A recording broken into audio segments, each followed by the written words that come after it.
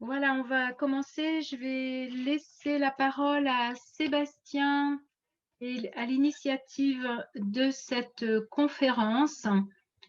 Donc voilà, Sébastien. Bonsoir Anne, bonsoir Thomas, bonsoir Ralph, bonsoir Thierry, bonsoir Fabrice et bonsoir à vous tous. Donc, je vais me présenter, je m'appelle Sébastien Racine, je suis le président du pôle sport à l'ESA. Donc voilà, je suis entraîneur de tennis, je travaille dans un club de tennis et je suis préparateur mental dans le milieu sportif et sophrologue aussi, uniquement dans le milieu sportif.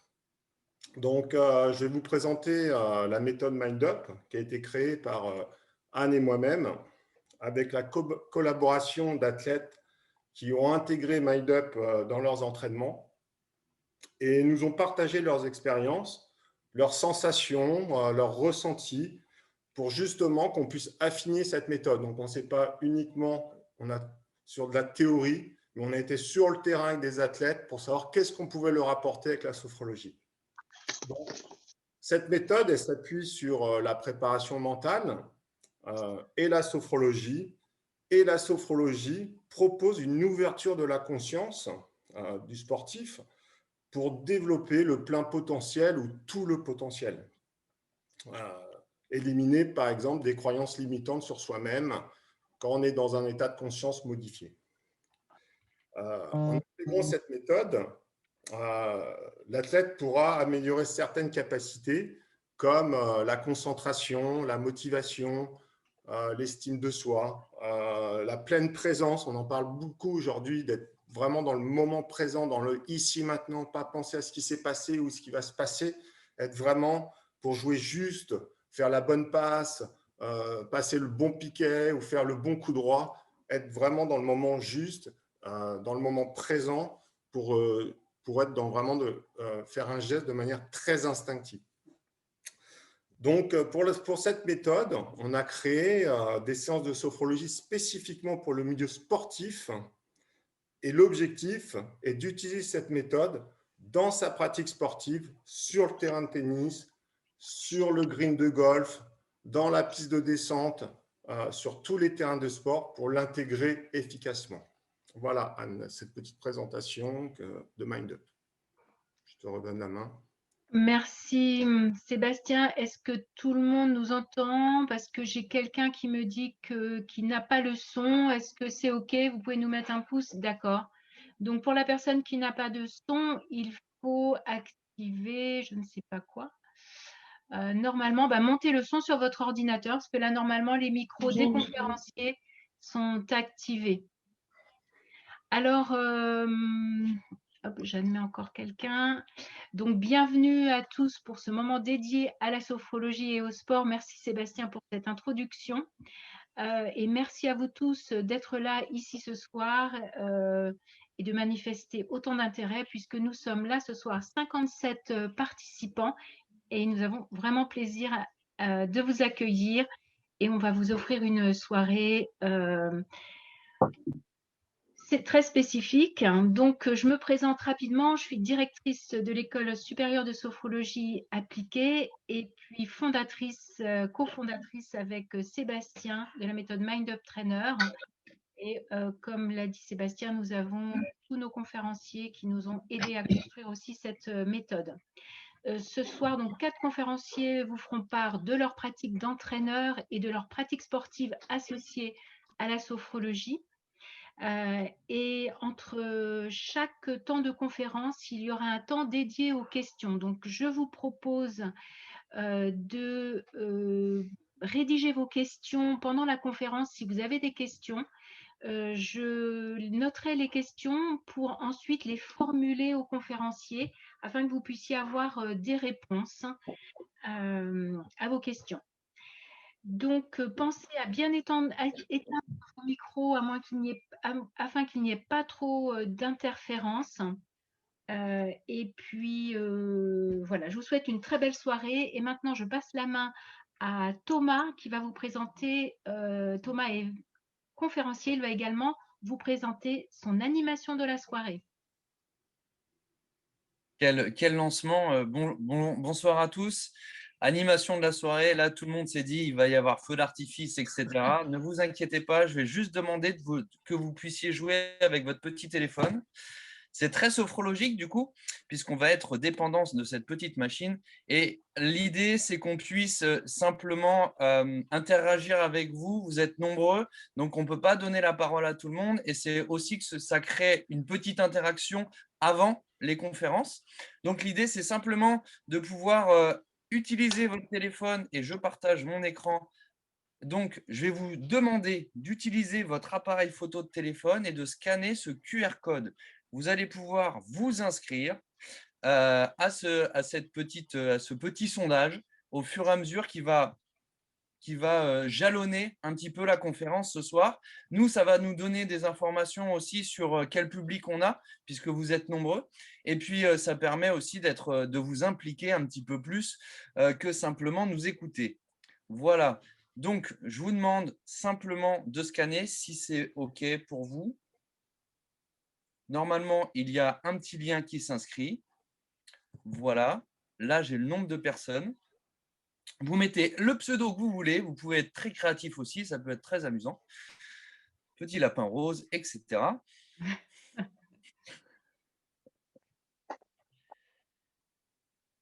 Donc, on va vous laisser au moins une petite trentaine de secondes que tout le monde puisse s'inscrire.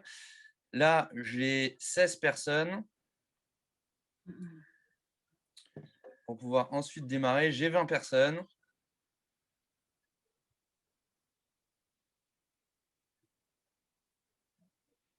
Peut-être que les gens ont mis le téléphone de côté, et ça peut être aussi…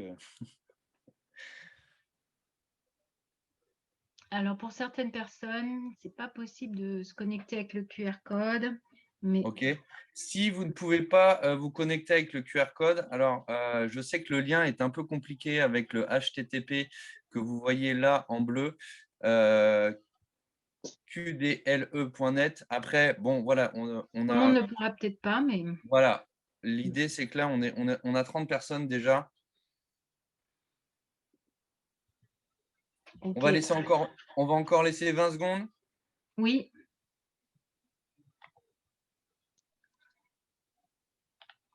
Ça augmente. Hein.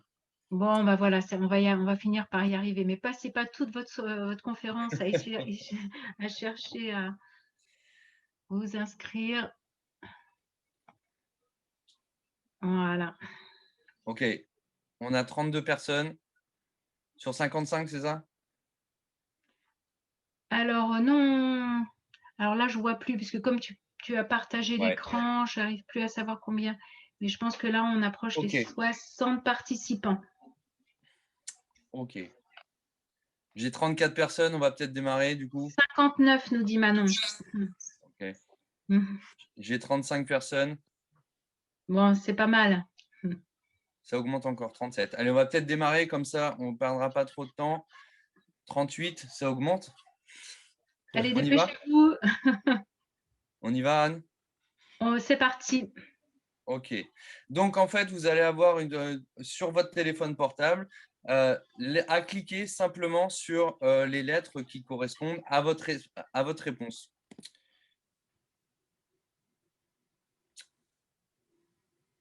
Voilà. Avez-vous déjà utilisé la sophrologie pour des objectifs personnels? Oui, non, ou je n'ai jamais pratiqué la sophrologie seule. Donc, je vous laisse 10 secondes pour y répondre. A, B, C.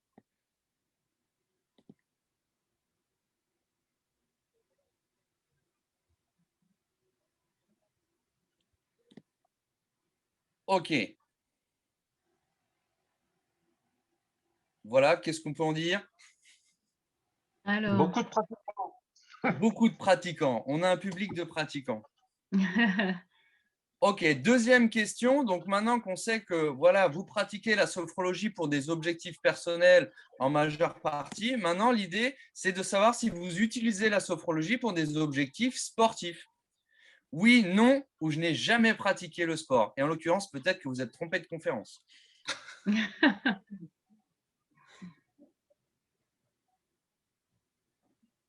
Bien ça.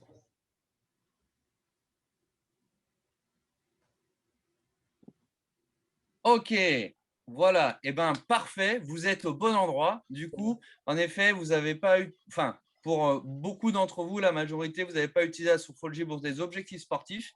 Et ben, comme quoi, cette conférence a bien lieu d'être. Hop. Merci Thomas. On va continuer. Il y aura Merci. plusieurs questions pendant cette soirée. De la même manière, donc gardez votre téléphone sous le coude.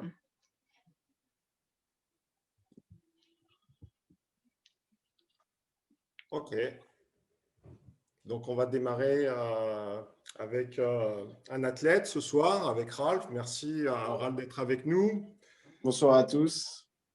Voilà, merci Ralph d'être avec nous, de nous partager ton expérience. Donc, ce qui serait bien, c'est que tu te présentes rapidement sur ta vie, ce que tu fais, qui tu es.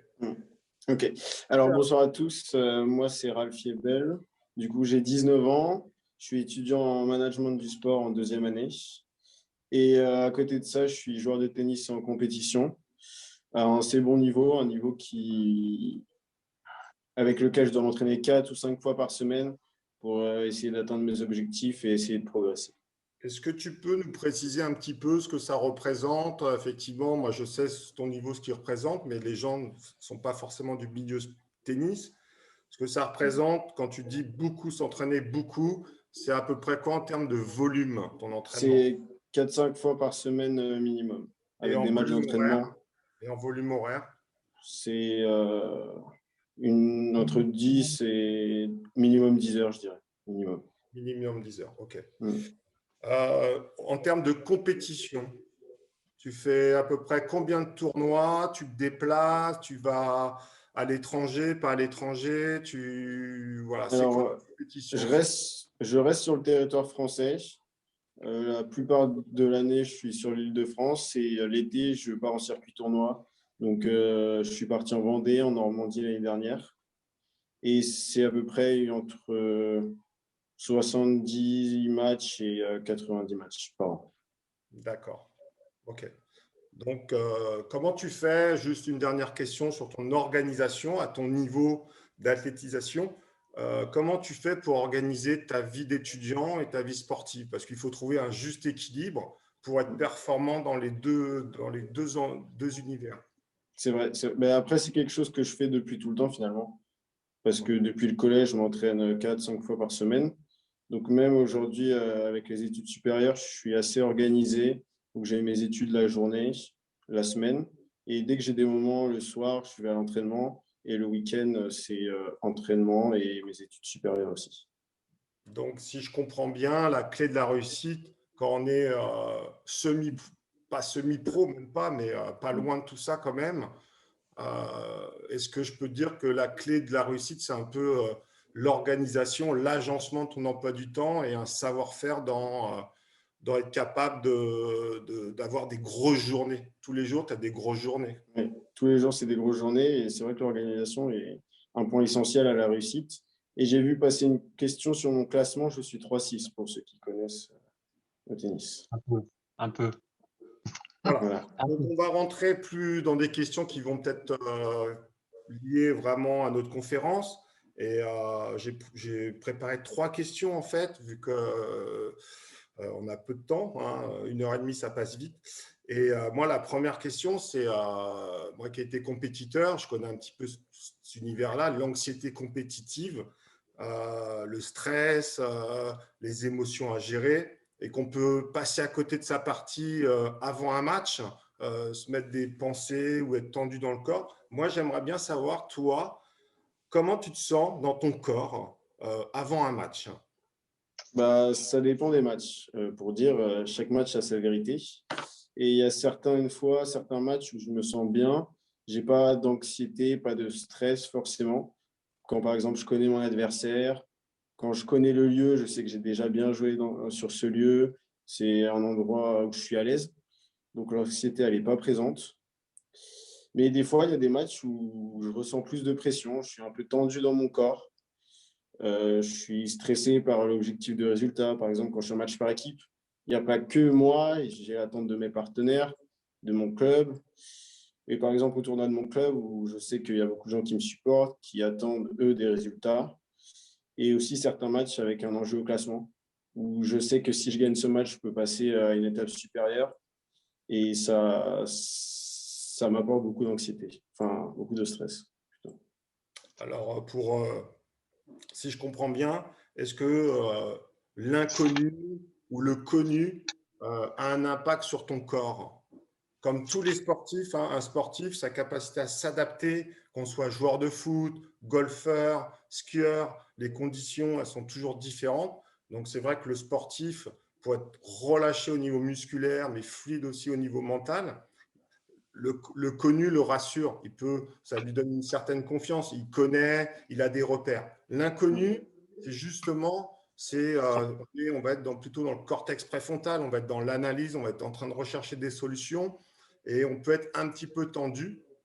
Et donc, pour revenir à ce que tu disais, est-ce que toi, comment tu fais justement quand c'est l'inconnu? C'est l'inconnu, ça se tend un peu, ça se tend où dans ton corps? Souvent, c'est dans le haut du corps, les épaules, le bras. Voilà. Et c'est vrai que l'inconnu, je le gère en essayant de pas forcément me concentrer sur l'inconnu, de revenir sur des choses que je connais, mes sensations sur le terrain avec ma raquette, avec ma balle. Voilà. D'accord. OK. Donc, tu reviens sur les sensations. Est-ce que tu as des exercices de respiration qui vont t'aider à mieux appréhender justement un match où tu as des mauvaises sensations, où le corps il est un petit peu dur, les épaules se crispent un petit peu, les crispations dans la ceinture scapulaire. Est-ce que tu as des exercices de respiration que tu as travaillé avec un sophrologue ou que tu fais toi, des Oui, routines? exactement. Bah, la sophrologie, ça me permet déjà d'identifier mes zones de tension. Et après, grâce à la respiration, grâce à des exercices, des outils, par exemple la pleine conscience, quand je suis à un changement de côté, j'arrive à déstresser, à détendre ces zones de tension, avec la respiration surtout. Donc, si je comprends bien, le préparateur mental ou même le psychologue va beaucoup travailler sur les pensées. Les Mhm. pensées, souvent, c'est pas un problème de penser. Il faut plutôt penser. Mais la pensée devient problématique quand elle crée des tensions dans le corps. Ok. Quand tu fais de la pleine présence, ton objectif, c'est quoi quand tu es en pleine présence? Par exemple, quand tu vas t'asseoir au changement de côté, que tu es pris par des pensées négatives, que tu as des mauvaises sensations, le corps il est un peu tendu. Tu as une minute au changement de côté, 1 minute 30 pour boire, pour te relâcher. Comment tu fais? Bah, moi, j'utilise beaucoup maintenant la bouteille d'eau. En fait, je bois en pleine conscience. Et au lieu d'être dans mes pensées négatives, de je joue mal, j'y arrive pas, j'arrive à me recentrer sur mes sensations de mon corps.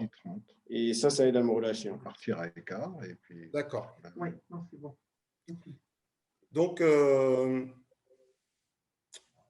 effectivement, le sportif, dans tous les domaines, il va, dans sa carrière, qu'on soit semi-professionnel ou athlète comme Ralph, et qui cherche un niveau encore très, très élevé, qui a des objectifs, le sportif, il doit être capable de gérer cette anxiété.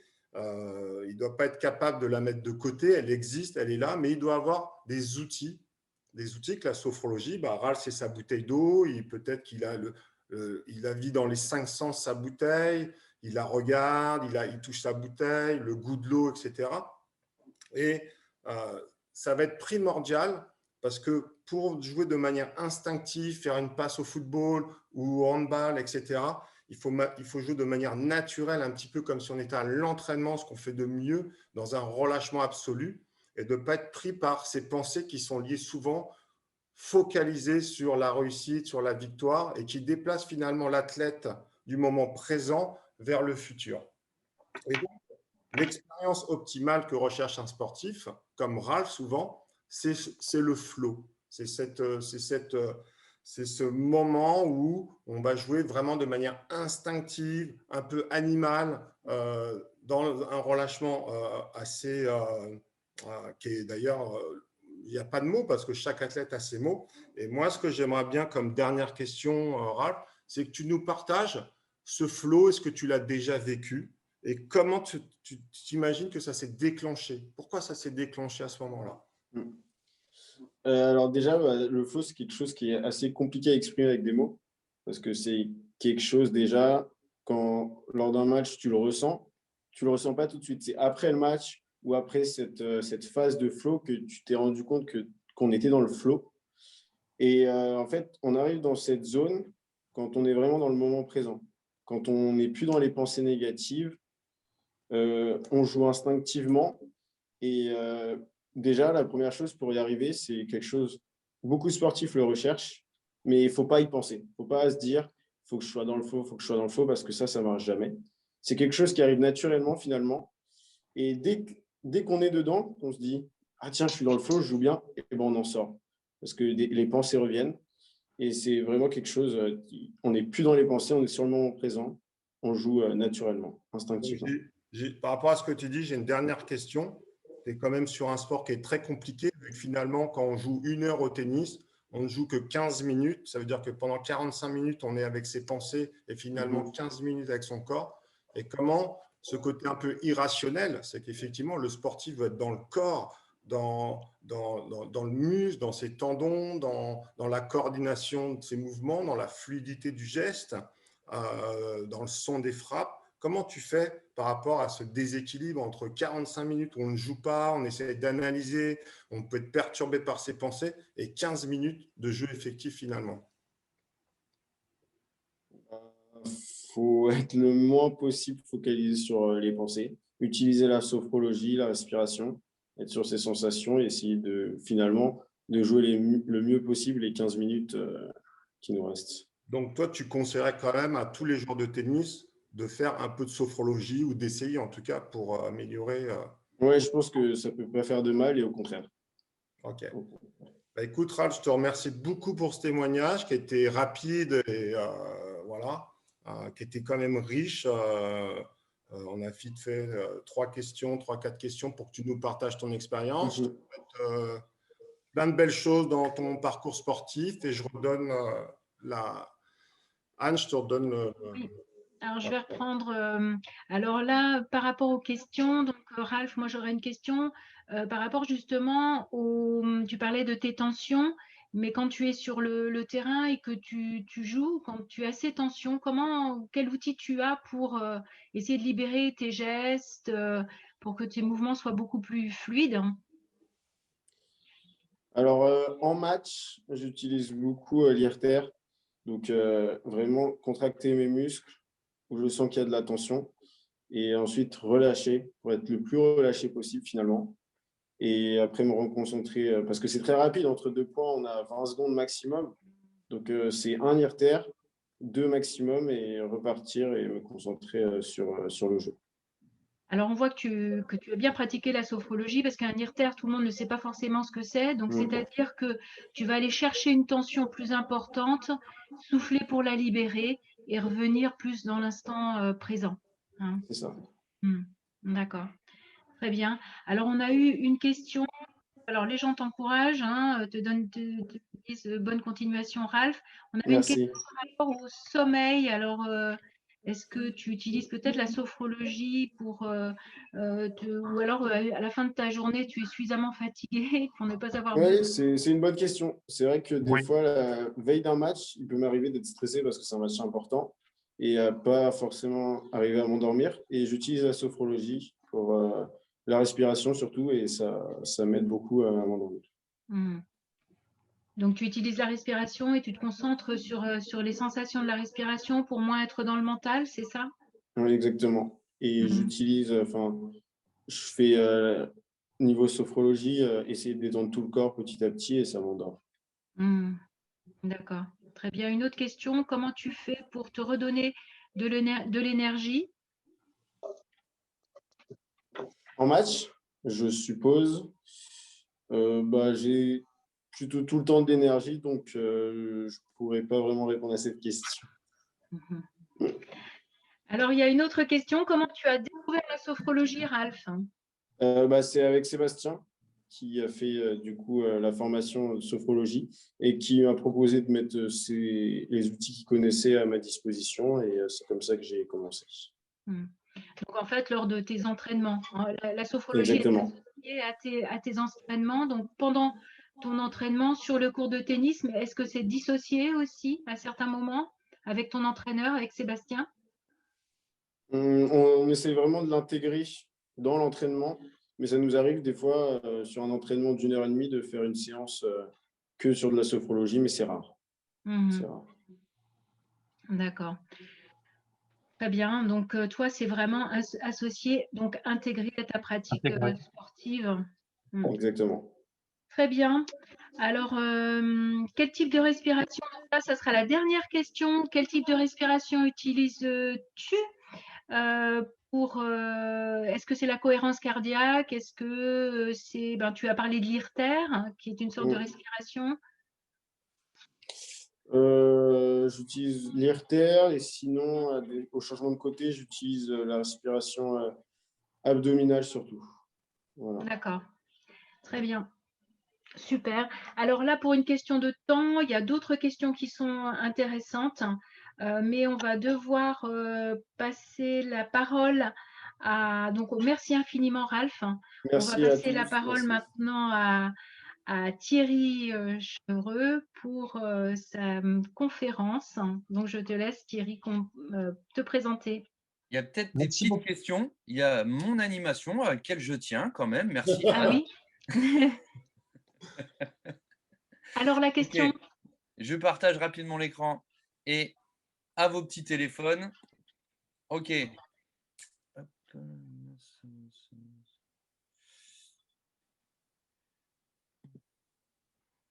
Pardon. Hop.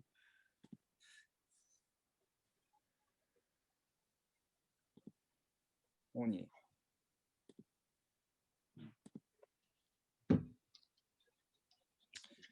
OK. Question suivante. Du coup, avez-vous déjà ressenti la sensation de flow dans un moment de votre vie, qu'il soit sportif ou pas? Est-ce que vous l'avez déjà ressenti, ce que vient de nous décrire Ralph?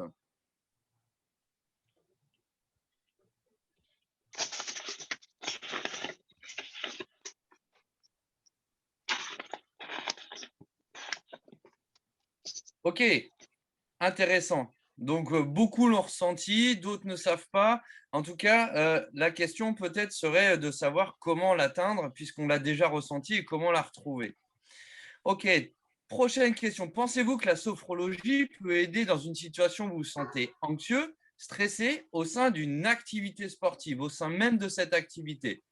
Oui, je le fais déjà. Non, oui, mais je ne sais pas comment la pratiquer dans l'activité.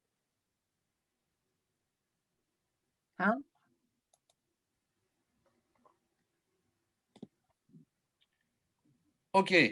Donc, en effet, axer vraiment sur des outils pour essayer de pratiquer et pour vous donner plus d'outils, en tout cas, pour essayer de la pratiquer dans l'activité.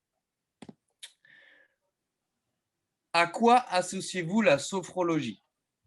Le relâchement pour éviter le stress et favoriser le bien-être, l'accès à la performance, les deux, ou autre chose?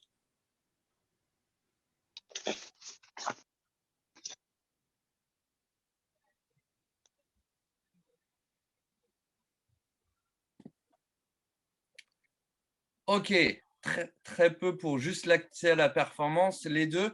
Donc, en effet, on va le voir aussi avec Thierry, du coup, sur cet accès à la performance et pas forcément que le relâchement pour éviter le stress. Et je laisse la parole, du coup, à Thierry, puisque tu as plein de choses à dire. Ils sont curieux. Ils sont curieux. Merci beaucoup. Merci beaucoup. Certains ont leur micro d'allumé. Essayez de couper vos micros, s'il vous plaît. Merci. Très bien. Je vous redonne le bonsoir à tous. Vraiment très, très heureux de passer ce moment avec vous.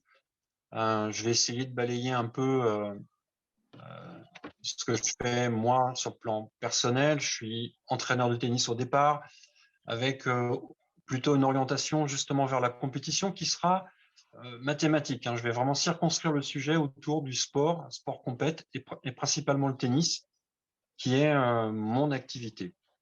Au cours de ma carrière, j'ai surtout été un formateur de jeunes. j'ai eu l'occasion très tôt d'accompagner des équipes pour une ligue, des joueurs également en individuel. Et j'ai été, depuis plus de 25 ans maintenant, je suis encore jury sur les différents diplômes d'entraîneur et j'anime parfois des sessions de formation de manière assez ponctuelle. Voilà. Tout ça pour dire que j'ai plutôt bien suivi l'évolution de ce métier. C'est un métier qui a beaucoup évolué et qui sera encore amené à être évolué. Nous, on considère dans le tennis qu'il y a à peu près 4 leviers de la performance. Il y a la technique, évidemment, il y a la tactique, il y a le physique et il y a le mental. Et ce qui va nous intéresser ce soir, évidemment, c'est de mettre l'éclairage sur cette partie mentale au travers de l'outil sophrologique. Je voulais faire un petit tour, un petit balayage historique très rapide pour vous dire pourquoi j'en suis arrivé là, sur l'utilisation de la sophrologie. Moi, quand j'ai commencé à faire des accompagnements, je dirais que je n'avais pas forcément les compétences pour être un bon coach, un bon accompagnateur. La plupart des entraîneurs, on est formés à développer de la technique. Et souvent, quand on revenait de compétition, donc là, ce sont des déplacements qui s'exercent sur le territoire français, on partait à Strasbourg, on partait à Lille, voilà, c'est les meilleures équipes d'une ligue, et puis on va se confronter à d'autres. En général, quand on faisait des retours, quand on revenait de compétition, il y avait quelque chose qui m'avait toujours marqué, c'est qu'on faisait des rapports écrits qui ne parlaient que de technique, que de tactique, que de physique, et on parlait à l'oral uniquement, on faisait un retour sur le mental. Alors, il n'y a pas de jugement dans ce que je vais dire, j'ai noté quelques phrases qui m'avaient marqué à l'époque, on entendait des choses comme « pas fait pour la compétition », ne soyez pas choqués par les mots, on est dans un monde d'entraîneurs à une certaine époque. À 3-3, il s'est pris dessus. Au bout d'un 7,5, il est parti en drapeau. L'autre lui a marché dessus. C'est un touriste. Ce que je veux simplement dire, il n'y a pas de jugement dans ce que je dis, c'est qu'on avait une véritable difficulté à nommer véritablement les choses. Et donc, on utilisait des expressions comme ça, un peu toutes faites, finalement pour parler de quoi? Pour parler des émotions, et dans les émotions, pour parler des peurs, pour parler de la concentration, pour parler de la confiance, pour parler de toutes ces choses-là. Et puis, ce qui était relativement amusant, c'est que c'était toujours finalement formulé d'une manière négative. Il n'y avait jamais de paroles positives sur ces éléments, sur ce levier de la performance qui est la dynamique mentale. C'est qu'on avait toujours une approche très négative des choses, et uniquement à l'oral, parce que finalement, moi j'ai un peu analysé les choses. Pourquoi on ne l'écrivait pas? Parce qu'on ne savait pas très bien nommer les choses, et surtout on ne savait pas les travailler. Donc forcément, ça n'apparaissait pas dans les rapports, c'est des choses qu'on disait à l'oral. On ne peut pas, à mon avis, améliorer les choses quand on ne sait pas réellement de quoi on parle, en fait. Si je reprends chaque item, si je parle de la concentration, si je parle de la motivation, encore une fois, c'est quelque chose qui est dans le langage courant et des entraîneurs et des sportifs, mais finalement avec, je dirais, des habitudes de langage qui ne révèlent pas une véritable conscience des choses. Je pense qu'en matière de sophrologie, on est beaucoup sur la notion de conscience, et je développerai un peu après la manière dont moi je travaille pour améliorer cette conscience-là. La sophrologie, ou en tous les cas les outils de la respiration, c'est pas quelque chose de nouveau dans le sport. En 75, il y en a peut-être qui ont connu ce champion Arthur Ashe. Il est en finale de Wimbledon, et puis un changement de côté, il va s'allonger, il va mettre sa serviette sur la tête, il va pratiquer des respirations. C'est un moment où il est très fatigué, il a besoin de reprendre de l'énergie, il a besoin de reprendre un peu de lucidité. Et il utilise, alors certes à l'époque on était plutôt sur du yoga, mais il utilise déjà des techniques de la préparation mentale. Et pourtant, moi j'ai noté qu'entre 75 et finalement les années 2000, il ne s'est pas passé grand-chose dans l'environnement des entraîneurs pour prendre en compte cette dimension très importante, ce levier de la performance. Le sport, c'est un champ d'application, ce n'est rien d'autre qu'un champ d'application. Moi, je crois, d'ailleurs, sur ce champ d'application et en matière de compétition plus précisément, qu'il n'y a pas d'un côté le corps et de l'autre côté le mental. Et c'est peut-être ça qui a posé problème dans l'approche qu'on pouvait avoir par rapport à la dynamique mentale. c'est qu'on avait le sentiment qu'on savait parler du corps, on ne faisait pas forcément le lien avec le mental, ou en tous les cas difficilement, et ce qui rendait encore une fois l'approche très difficile. Pourtant, aujourd'hui, on le sait. Quand on parle de mental, moi j'ai envie de dire que finalement, le mental en soi, ça ne nous intéresse pas énormément dans le sport. Je m'explique. Ce qui m'intéresse, moi, en tant qu'entraîneur, c'est simplement de noter que la dynamique mentale va impacter le corps. Et en fait, c'est ça. Et c'est là où on va faire le lien entre le corps et le mental. Si j'ai une baisse de concentration, en tant que joueur de tennis, je vais avoir des prises d'informations qui vont être beaucoup plus lentes. Et donc, je vais rater davantage. Si j'ai une baisse de confiance en tant que joueur de tennis, ben, ça va avoir un impact direct, Ralph en a parlé, sur la fluidité de mes mouvements. Si j'ai une baisse si j'ai des émotions négatives, on va prendre par exemple la colère, c'est quelque chose qu'on retrouve souvent au tennis, mais très vite, je vais noter une surfatigue, quelque chose qui va encore une fois s'inscrire dans le corps, et puis parfois pour certains joueurs, une forme de renoncement. Alors moi, j'aime bien prendre des exemples concrets. On aime bien utiliser beaucoup le joueur de tennis Benoît Paire pour ses écarts, pour ses colères, pour ses renoncements, pour ses abattements.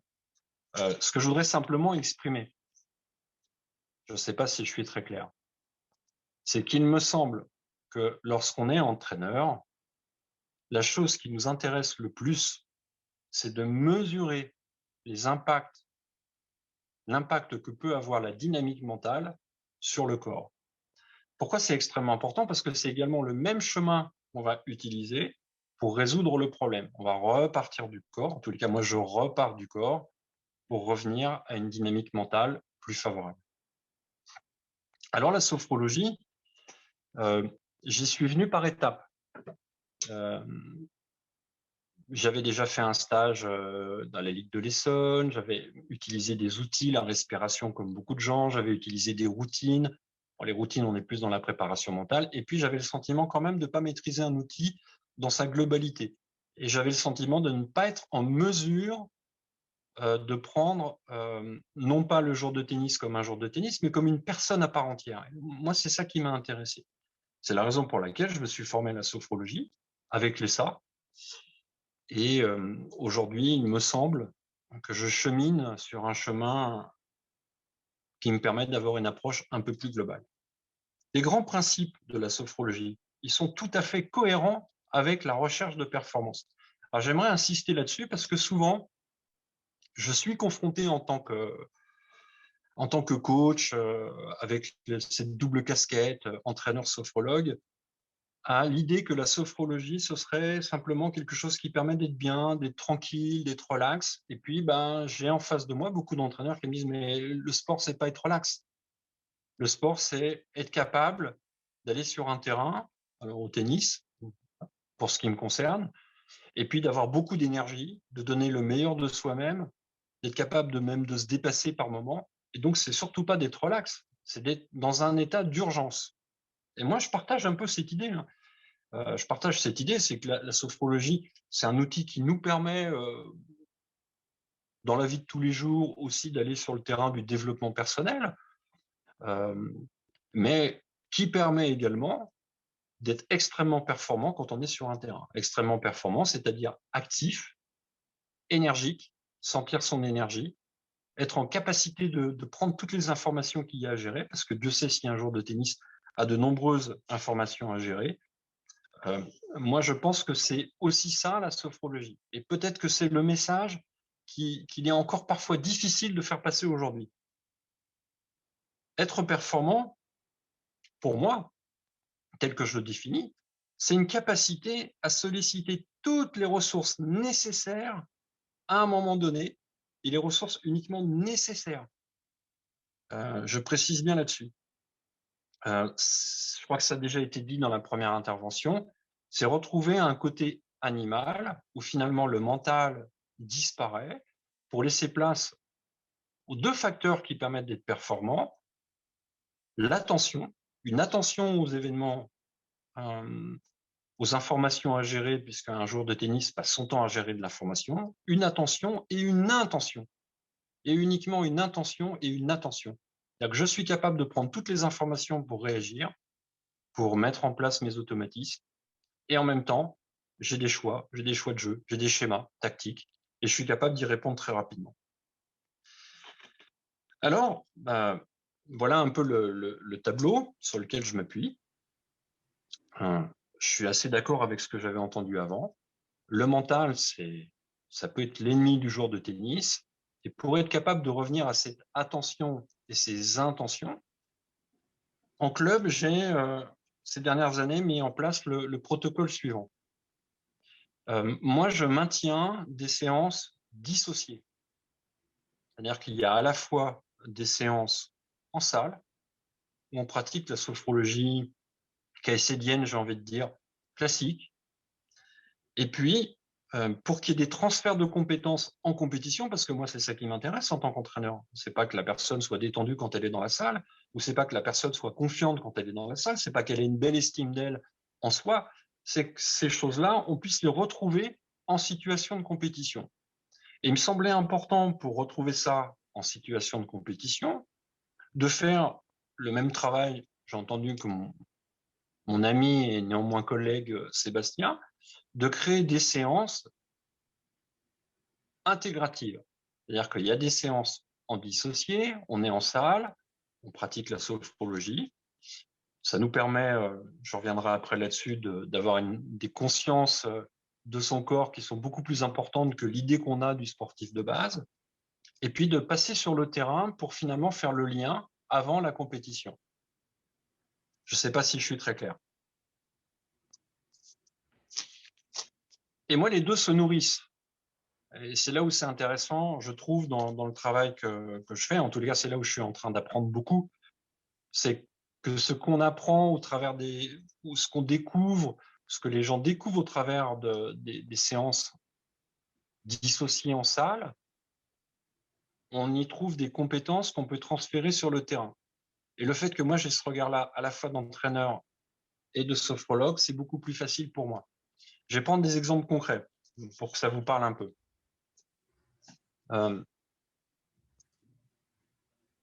On peut se retrouver sur des séances de sophrologie en salle à travailler sur un geste signal. C'est ce même geste signal que je vais réutiliser sur le terrain. Les techniques de respiration dont Ralph a parlé tout à fait, c'était très intéressant tout à l'heure. Finalement, c'est quelque chose que l'on travaille, que je répète en salle, de manière à pouvoir les utiliser, à ce que ça devienne des automatismes, et à pouvoir les utiliser sur le terrain de manière rapide. Parce que c'est ça aussi. Le sport, c'est l'urgence. Je n'ai pas forcément 20 minutes sur le terrain entre deux points, Ralph l'a rappelé, pour parvenir à retrouver une sérénité ou être capable de faire passer une colère. Et donc, c'est dans la répétition en salle de ces techniques que je parviens après à les transférer sur le terrain, à faire un rappel sur ces techniques sur le terrain, mais de manière extrêmement raccourcie, en rapide. C'est en tous les cas le moyen que j'ai trouvé le plus efficace pour faire ce lien. À un moment donné, j'avais des difficultés. Les gens me disaient « ouais, c'est très bien les séances en salle, mais par contre, ça ne m'a pas aidé en compétition ». Et donc, il y a ces trois moments. Le travail en salle, en dissocié, le travail d'intégration sur le terrain, et puis après la compétition où, encore une fois, on va découvrir de nouvelles difficultés ou de nouvelles ressources. Et puis, on passe son temps à faire des allers-retours entre ces différents moments. Voilà. Le travail en salle peut également m'apprendre des choses qui sont extrêmement importantes dans l'entraînement d'un sportif. Vous avez des sportifs qui sont très kinesthésiques, où l'important pour eux est d'avoir un ressenti du corps extrêmement important dans la fluidité. Vous avez des joueurs qui sont beaucoup plus visuels. Vous avez des joueurs qui sont parfois auditifs. Voilà, si le son de la balle n'est pas très bon quand ça sort de la raquette, ça va leur poser des problèmes. Moi, j'appelle ça des bruits. Il va y avoir des bruits, il va y avoir des interférences, et c'est quelque chose qui va nuire à la compétition. Donc, encore une fois, ce que j'essaye de vous expliquer, c'est que j'aime bien me nourrir de ces moments entre le travail en salle et le travail sur le terrain d'intégration. Voilà. Et les deux se nourrissent de la même manière. Ce que je vois sur le terrain, évidemment, va parfois nourrir mon terpnos logos sur le travail en salle. Alors, après, je dirais qu'il y a aussi le travail individuel. Évidemment, là, je vous parle de travail plutôt collectif. Après, sur les programmes individuels, je dirais que là, on chemine avec les joueurs et en général, on va à la fois là où il y a des ressources positives, là où il y a des points forts, et puis on essaye de résoudre les problèmes qui sont liés à tous les leviers de la performance. Je crois que c'est un point qui avait été abordé un peu par Ralph, et puis aussi au travers du questionnement. On avait posé la question à Ralph sur son sommeil, moi, je pense que tous ces éléments-là, dans un système d'entraînement, aujourd'hui, sont déterminants. Le sport, c'est ce qui se passe avant, ce qui se passe pendant et ce qui se passe après. Et il faut négliger aucun moment. Dans mon travail, il y a un véritable travail de séquençage. Je vais essayer de nourrir avec des exemples concrets. La question a été posée. Quelqu'un qui dort mal avant une compétition parce que l'enjeu lui paraît important, c'est un véritable problème et on ne peut plus faire, me semble-t-il, comme si ça n'était pas de notre ressort. De la même manière, quelqu'un qui est, il y en a beaucoup, très impacté par la compétition, impacté sur le plan émotionnel, même une émotion positive, hein, après une victoire, une grande perf, quelqu'un qui reste, j'ai envie de dire, un peu up après cette victoire, qui n'a pas des outils pour redescendre et pour retrouver un espèce d'équilibre entre la tranquillité et l'énergie, ça pose un problème dans la durée. Et donc, ce séquençage me permet aujourd'hui d'aborder finalement le sportif d'une manière, encore une fois, assez globale. Voilà. Il te reste plus qu'une minute. Ouais, je sais, c'est pour ça que j'essaie d'aller vite. Donc j'essaie d'avoir cette approche assez globale, notamment, c'est pour ça que je l'ai abordé sur des suivis individuels. J'ai trop vécu des compétitions perdues justement parce que ces moments-là n'étaient pas suffisamment bien gérés. La défaite était mal gérée après, la victoire était mal gérée, il y a tous ces problèmes d'émotion, tous ces problèmes de suractivation. Encore une fois, la sophrologie apporte énormément d'outils justement pour maintenir ces équilibres et pour, comme je disais tout à l'heure, parvenir au moment, à l'instant T, au moment où il faut produire le maximum d'énergie, de le produire, et puis être capable d'être tranquille avant, d'être calme. Hein. On peut imaginer que Nadal, quand il attend 4 heures avant de rentrer sur le terrain parce qu'il y a un match avant qui dure, eh bien, si c'est un moment qui lui prend beaucoup d'énergie, il en aura moins sur le terrain. Donc voilà. Et Thierry, on va devoir arrêter. Est-ce que tu avais encore quelque chose d'essentiel à partager ou est-ce qu'on peut, parce qu'il y a une réflexion qui est intéressante et peut-être qui peut nourrir ta conclusion. On nous fait part que cette dynamique mentale, donc cette alliance corps et esprit finalement, et quand on parle de corps, on parle aussi d'émotion, elle est d'autant plus importante en équitation parce qu'elle influence aussi la connexion cavalier-cheval. Et ça joue bien sûr énormément sur ce couple de la performance. Oui, je peux faire une petite parenthèse. J'ai eu l'occasion de suivre une jeune fille qui faisait de l'équitation sur un championnat de France avec toutes les contraintes que ça implique, c'est-à-dire qu'il faut détendre le cheval alors qu'il y a du monde, le cheval est stressé. Il y a encore en plus une composante supplémentaire, c'est qu'il n'y a pas que soi, il y a aussi l'animal. Et tout ce qui ça se est passe extrêmement aussi important. dans le corps qui exprime les tensions et que Oui. l'animal ressent immédiatement. Il le ressent directement, immédiatement. Oui. Moi, ma conclusion simplement, c'est qu'aujourd'hui, je trouve ce qui est très intéressant ce qui me passionne énormément, c'est ce travail justement de sophrologie intégrée, hein, encore une fois sur le terrain. Et comment faire le lien entre ces moments dissociés et ces moments sur le terrain pour que on aille finalement plus vite. La problématique du sportif, c'est qu'il a très peu de temps. Il a très peu de temps à la fois pour performer, il a très peu de temps dans sa vie de sportif. Et donc, on ne peut pas simplement espérer qu'avec que du dissocié, avec le temps et l'expérience et le recul, ils deviennent autonomes. On est obligé de trouver des processus qui permettent d'intégrer beaucoup plus rapidement les choses, en fait.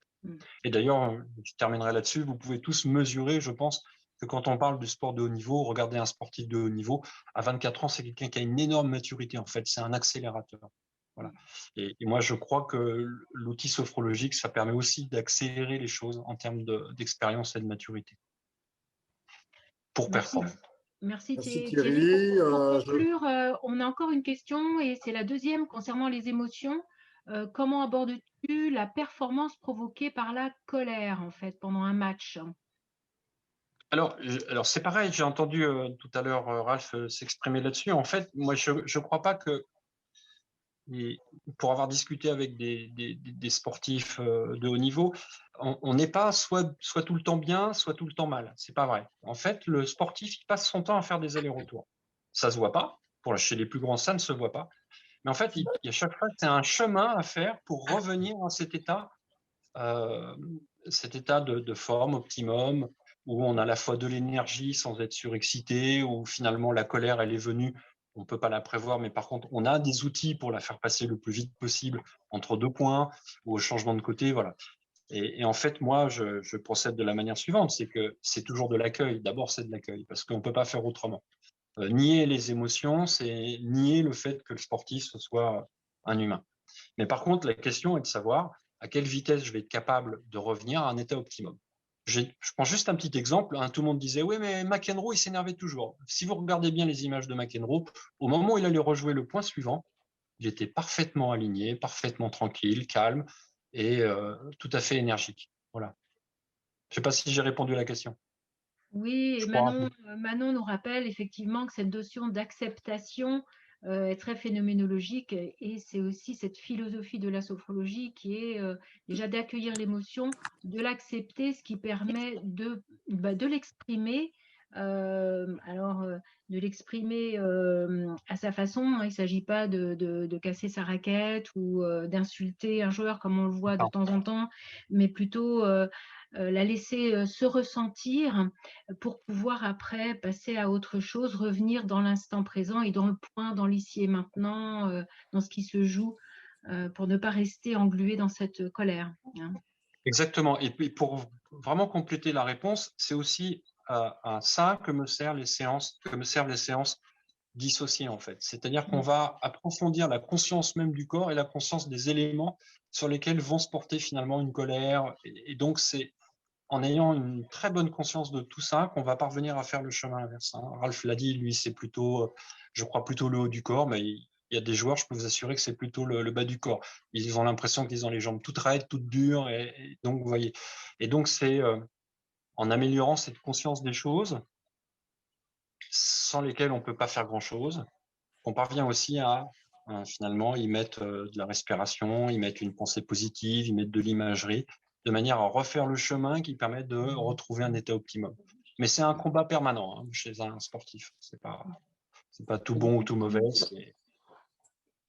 Je voudrais juste revenir sur le fait que Thierry nous a partagé son expérience dans le milieu du tennis, mais pour faire des liens avec le milieu sportif, peut-être qu'on le verra avec Thomas, qu'on soit dans le foot, qu'on soit dans le golf, qu'on soit dans le surf, qu'on soit dans le ski, le sportif doit accepter l'anxiété du milieu et doit avoir des outils en sophrologie. C'est ce que nous raconte Thierry avec ses joueurs de tennis. C'est valable pour tous les sportifs qui font de la compétition. Et le rôle du sophrologue, ce sera de comprendre l'environnement du sportif pour adapter ses outils. Thomas, dans le milieu du foot, va avoir les mêmes problématiques que moi, peut-être, avec certains joueurs qui vont mal gérer l'anxiété compétitive. Et il aura des outils spécifiques. Seulement, lui sera sur le terrain de foot. Moi, je serai sur mon terrain de tennis. Et que ce qui me paraît vraiment important, c'est de bien comprendre, comme Thierry nous l'a dit, de bien comprendre la problématique, de bien écouter le sportif, de ne pas lui dire, ben non, tu ne dois pas stresser. Non, le stress, il existe à tous nos niveaux. On a tous été sportifs, plus ou moins de haut niveau, mais on a tous essayé de gérer notre stress et on n'avait pas toujours les outils. Voilà, je voulais juste, revenir là-dessus que ça touche tout le milieu des entraîneurs et des sportifs. Merci, merci Thierry. Laurence qui nous a apporté une réflexion intéressante qui dit en fait que la sophrologie, c'est l'entraînement dans l'entraînement parce qu'effectivement, ça demande aussi beaucoup d'entraînement pour être à même sur le terrain de pouvoir synchroniser notre respiration avec notre mouvement, pouvoir relâcher le corps, trouver aussi des solutions quand parfois le mental nous embarque et que l'on juge que l'adversaire est responsable de ce que je vis. Non, la sophrologie permet de revenir à soi et de reprendre les rênes dans la responsabilité de l'être. Donc, merci pour ces réflexions. C'est exactement ça. Donc, l'entraînement dans l'entraînement, la sophrologie, c'est un véritable entraînement. Je pense que là, il n'y a pas de questions, Thomas. Bah, si. Ah, pardon. Alors, des questions, on va jouer encore. Merci Thierry. Je vais juste me permettre de rebondir aussi sur ce qu'a dit Nicolas Moucheboeuf dans le chat où il dit que la sophrologie ne rejoindrait-elle pas la pensée orientale d'unicité corps-esprit contrairement à la pensée occidentale qui est dissociée. En fait, en effet, on sort de cette dualité corps-esprit et on est clairement en fait dans cette unicité et des va-et-vient entre les deux et c'est cet échange-là qui fait qu'en fait l'un ne va pas sans l'autre. Donc, pensée orientale, en tout cas, je ne sais pas, mais en tout cas, oui, la sophrologie est là vraiment pour unifier l'individu dans l'instant et unifier lui-même, mais unifier aussi avec son environnement. Donc, c'est vraiment limite métaphysique, en fait, de pouvoir faire corps avec son environnement et avec soi. Voilà, je voulais juste fermer cette parenthèse et de valider ce qu'avait dit Nicolas Moucheboeuf. Du coup, on reprend son petit smartphone, prolongement de notre bras. Et du coup, on passe à la dernière question, enfin, à une question pour voir si vous avez bien suivi l'intervention de Thierry. Donc là, c'est petit quiz finalement. La sophrologie pour la performance, processus à utiliser avant la compétition, pendant la compétition ou les deux. On va voir si vous avez bien suivi.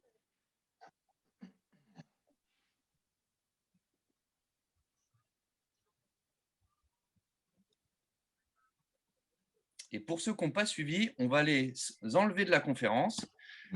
Ok. Ok, merci. En effet, Thierry, comme quoi tu as été très efficient et vraiment ancré dans le flow. Et ils ont bien suivi. Alors maintenant, pour introduire Fabrice, du coup, je vais vous poser cette question. Pensez-vous pertinent d'amener la sophrologie dès le plus jeune âge dans le développement d'un sportif ? Oui, non, je ne sais pas.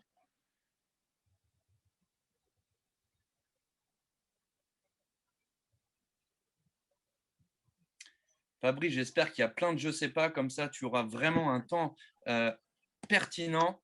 Ok, voilà, on y est. Ok, on est tous d'accord. Et du coup, je te laisse la parole, Fabrice.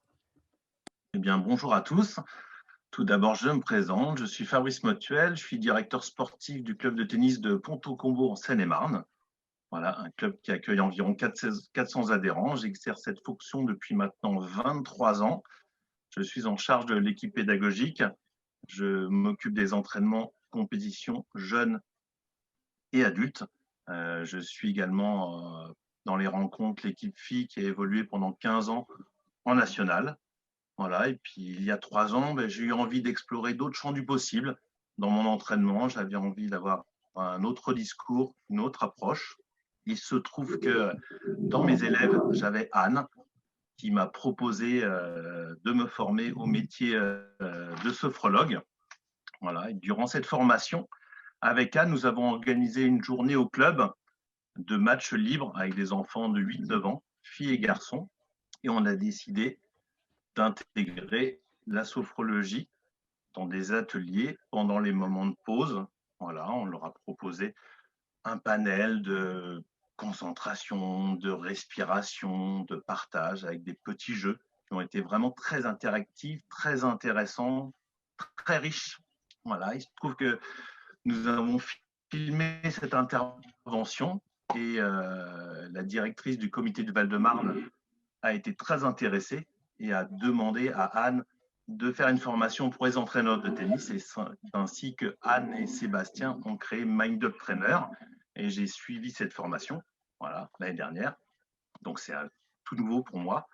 Et j'ai décidé, du coup, tout de suite, par cette nouvelle richesse, de proposer à tous mes cours cette sophrologie associée au tennis, que ça soit des enfants très jeunes du mini-tennis, que ça soit des enfants plus âgés, de l'école de tennis, de la compétition. Je l'ai proposé aussi à tous mes cours adultes. Voilà. Le but, c'était voilà, d'avoir une observation générale pour savoir justement quel était l'intérêt de mes élèves par rapport à la sophrologie et d'essayer du coup d'en tirer des conclusions et de pouvoir avancer sur une pédagogie. Alors, je suis parti du coup sur 3 axes sur mon terrain. Le premier axe, je suis allé sur le principe de la réalité objective en étant vraiment sur le nouveau regard, l'instant présent. Voilà, je mettrai sur ces 3 axes, je mettrai des petits témoignages de différentes populations. Ensuite, je suis parti sur la respiration et son association avec la gestuelle. Et en 3e axe, je suis parti sur la concentration. Voilà. Alors moi, ça va être très concret. C'est vraiment des exemples voilà, sur le terrain, de ce que j'ai pu proposer, de ce qu'on a pu partager. Dès l'accueil, l'instant présent, j'ai proposé à tous mes élèves de rentrer sur le cours comme si c'était la première fois qu'ils rentraient sur le cours et en posant une question tout simplement, comment vous sentez-vous et qu'est-ce qui peut vous dire que vous êtes présent? Voilà, tout simplement. Un accueil, un temps de retourner un peu dans son corps et de s'explorer, pourquoi pas. Voilà. Après, je l'ai proposé aussi sur 2-3 tours d'échauffement, faire un tour en essayant de sentir le bas de son corps, un tour en essayant de sentir le haut de son corps, et puis un tour en essayant de laisser libre recours à ses pensées. Voilà, avec chaque fois un retour en proposant à chacun de s'exprimer ou pas, ou de garder ses pensées pour lui. Voilà, cette première expérience est très intéressante aussi de mon côté parce qu'en tant que prof de tennis, souvent, on est le sachant. Et là, j'ai eu l'impression de partager et d'être en alliance avec mes élèves et moins d'être dans la confrontation. Voilà, justement, laisser la possibilité à l'élève de se découvrir ou de redécouvrir son corps, d'amener cette curiosité de s'explorer de l'intérieur, comme d'appréhender l'extérieur sans jugement. Voilà, juste accueillir, enlever les barrières, pas les gestes. C'est d'actualité en ce moment. Et voilà, vive l'instant présent, vraiment en pleine conscience. Je vous livre quelques petits témoignages. Voilà, un enfant de 13 ans qui, quand je lui ai demandé comment il se sentait en arrivant sur le terrain pour la première fois, il m'a dit moi, je suis normal, il n'y a pas de souci. Donc, j'ai essayé d'aller plus loin en lui demandant qu'est-ce qui était normal pour lui. Voilà, qu'est-ce qui était normal dans son corps. Toujours éveiller une curiosité et s'amener sur un chemin, justement, aller plus loin que dans la réflexion d'un mot, mais d'aller rechercher les sensations dans son corps. J'ai eu un autre exemple d'un élève qui m'a dit « je ne sens rien ». Et je lui ai demandé « qu'est-ce que rien pour toi ?» Voilà, je fais très simple, je ne vais pas plus loin dans tout ce qu'on a pu partager. Après, il y en a qui m'a dit « je suis fatigué ». Je lui ai demandé « est-ce que tu peux exprimer ta fatigue à un endroit de ton corps ?» Un autre qui m'a dit « j'ai mal aux jambes ». En allant plus loin, quelle partie de ta jambe tu ressens plus? Un qui m'a dit « je me sens léger ». Génial, découverte, mais qu'est-ce que pour toi être léger? Est-ce que ça permet d'avoir une gestuelle plus fluide? Ça te permet justement de te sentir libre? Voilà. J'enchaîne. Si je comprends bien, Fabrice, donc en fait, tu les amènes à être dans la conscience de leur corps, là, ici et maintenant. Et quand tu leur demandes tout à fait. L'instant présent, voilà, de mon petit vécu, parce qu'avec forcément le Covid, j'ai pas eu une longue expérience sur ce que j'ai voulu faire, mais j'ai eu l'impression que cet accueil nous permettait de gagner du temps et que justement, les pensées étaient ailleurs et que les élèves étaient à nouveau un petit peu dans leur corps et que finalement, plus juste avec eux-mêmes et plus disponibles pour tout de suite commencer une séance. Alors finalement, en ayant l'impression de perdre du temps, j'ai eu l'impression plutôt de gagner du temps et qu'on soit tous en adéquation avec son corps et son esprit. Voilà. Oui, j'ai Sans l'impression. jugement, sans analyse, juste une vraie présence. Et Voilà. j'ai l'impression aussi que toi, ça te permet aussi de connaître l'état des enfants, de savoir comment ils sont dans leur corps là, ici, maintenant, et peut-être d'orienter aussi ta séance d'entraînement en fonction de leur état peut-être de fatigue, donc tout en Tout à fait. respectant l'enfant. On parle beaucoup de qualité de vie au travail, mais aussi quelle est la qualité de vie de ces enfants, hein, qu'il faut aussi respecter dans leur rythme. Oui, ça fait beaucoup de bien d'être dans l'écoute, dans l'observation et d'avoir l'impression voilà, de partager et d'être ensemble. Voilà. Et pas d'avoir un enfant qui va, ou un adulte, qui va à la fin de la séance dire oui, mais en fait, j'avais mal à un endroit où j'avais des pensées et j'étais pas présent. Voilà. Donc, j'ai l'impression d'avoir gagné beaucoup là-dessus. Voilà. Moi, je reste vraiment sur cette expérience, cette observation. Après, je suis parti sur la respiration. Pareil, tout simplement dans un accueil tout simple, immobile, les yeux fermés, juste écouter sa respiration sans rien changer. Voilà, un premier temps, tout simplement. Dans les séances d'après, j'ai proposé l'IRTER, donc cette inspiration, rétention, tension, expiration et relâchement. Voilà, pour montrer que la respiration, c'est différents moments. C'est très important. Voilà. Oui, c'est quelque chose de naturel, mais c'est quelque chose que l'on peut modifier, gérer, adapter, se connaître. Voilà. Et puis après, je l'ai associé au geste. Une expérience très, très intéressante. Voilà, essayer de mettre cette respiration dans un premier temps juste dans les yeux fermés, en jouant son meilleur coup, sans qu'il y ait de contrainte, juste le plaisir d'associer cette respiration à l'intérieur de son corps. Voilà, quand on fait donc un coup droit, que ça soit au niveau de l'épaule, de l'avant-bras, et puis jusqu'au bout des doigts. Voilà, essayer d'être bien présent avec sa respiration et voilà, et de trouver ce plaisir, ce relâchement. Puis après, on l'associe dans des échanges avec plus de contraintes et essayer de voir si on a toujours cette présence avec la respiration et si peut-être dans son corps, il y a des zones de tension ou pas. Voilà, toujours la redécouverte grâce à la respiration, revenir à son corps, ses sensations. Voilà, des expériences très riches. J'ai toujours eu un élève de 17 ans qui était très bien classé, qui m'a dit moi, je sais respirer, il n'y a pas de problème.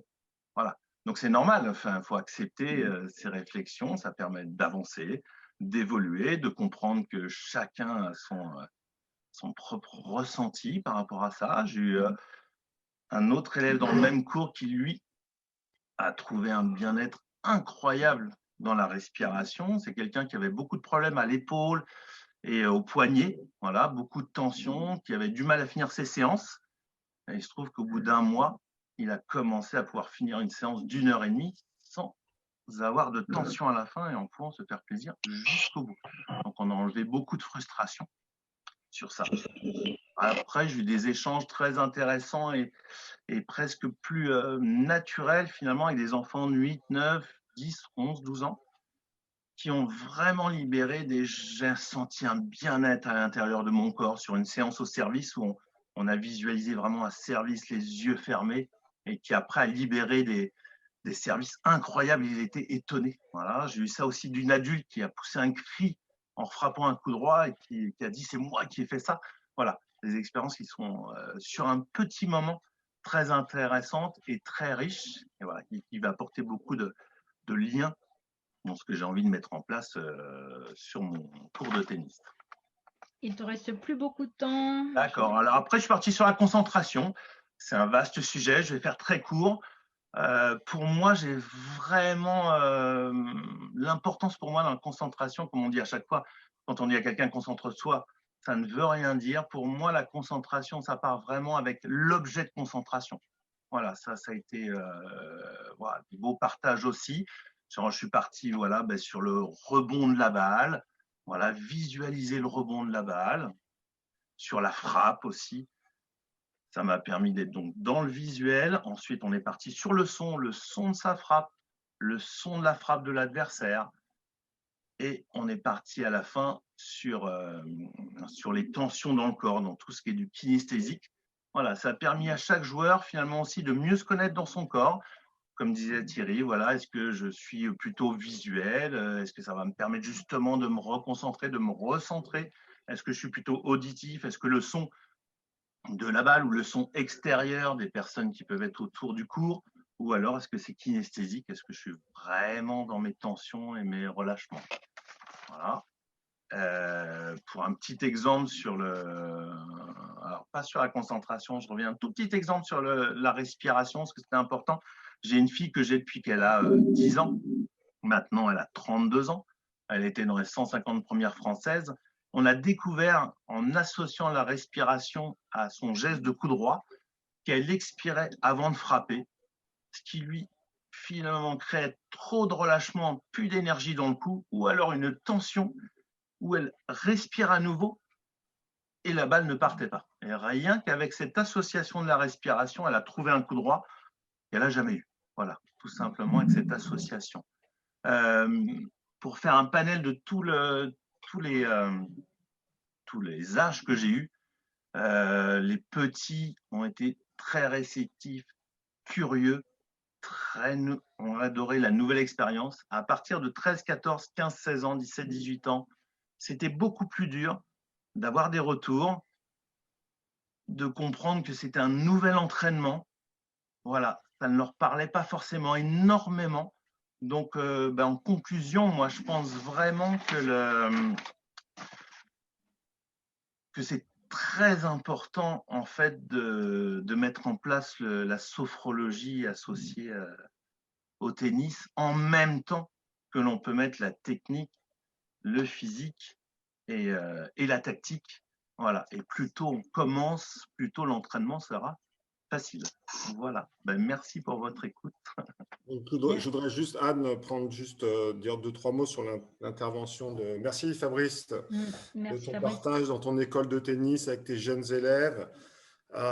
C'est vrai qu'on a pris encore des exemples sur le tennis. Je voudrais revenir sur des gens qui voudraient travailler dans le sport avec des sportifs qui ne sont pas entraîneurs, et que bien sûr que le sophrologue a sa place largement dans le milieu sportif. Il n'y a pas besoin d'être entraîneur. Parfois, bien sûr que quand je fais de l'associé ou sur un geste, mon métier d'entraîneur m'aide, mais plein de fois, j'ai juste des connaissances de sophrologue, et notamment, par exemple, quand je vais prendre un milieu que je connais bien, vu que je suis compétiteur dans la course à pied, et que ça m'aide beaucoup. Fabrice nous a parlé de la pleine présence. C'est aujourd'hui, dans le milieu sportif, c'est essentiel. C'est vraiment quelque chose, tout le monde en parle, ramener le sportif dans la pleine présence. Aujourd'hui, on voit des compétitions, des gens qui font des marathons, 50 km, des ultra-trailers, etc., ou juste faire son 10 km. Et parfois, au bout de 5, en fin 10 km, on est fatigué. On est fatigué, mais on est plus fatigué parce que dans sa tête, on se dit, il me reste 5 km, ou on est plus fatigué parce que j'ai déjà fait 50 km et qu'il m'en reste 100. Et juste de revenir dans le moment présent, de prendre conscience de son corps, de relâcher les endroits de tension, de vivre le moment présent sans anticiper sur les prochains kilomètres. Et ça, c'est vraiment un travail important du sophrologue avec les sportifs. Voilà, je voulais juste intervenir sur le rôle, vraiment l'impact de la pleine présence dans tous les milieux sportifs, course à pied, voilà. Merci Fabrice. Il y avait une question intéressante aussi, ou une remarque plutôt, comme quoi il est difficile, pas facile chez les jeunes, ils n'ont pas toujours le vocabulaire pour exprimer leurs ressentis. Mais justement, là aussi, on parlait d'entraînement. Quand on entraîne les jeunes à être plus en contact avec ce qu'ils ressentent, probablement qu'ils seront plus à même de l'exprimer aussi par la suite. Et parfois, quand on peut pas, ils ne l'expriment pas forcément, c'est tout de même un entraînement à ce qu'ils puissent être eux-mêmes à l'écoute, même s'ils ne l'expriment pas systématiquement. Il y avait une autre question.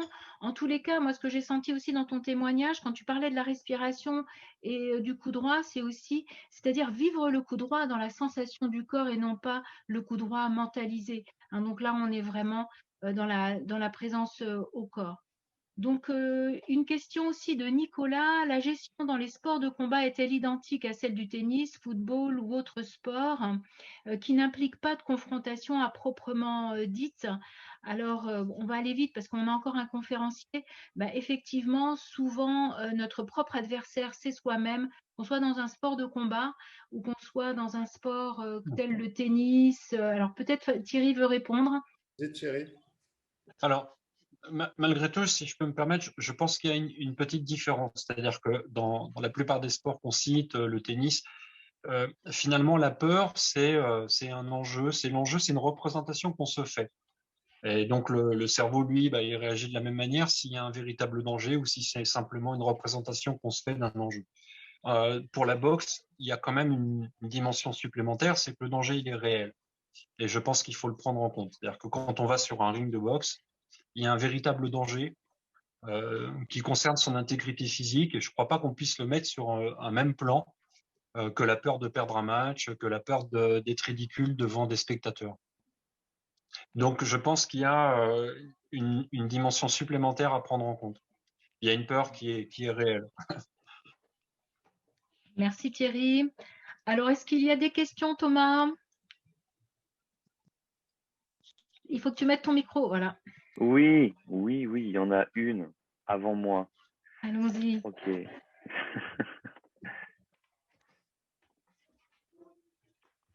On reprend du coup son petit téléphone. Je vais être un peu subversif, mais la sophrologie, est-ce que c'est une méthode individuelle finalement? Oui, non? Ou il y a vraiment un piège là?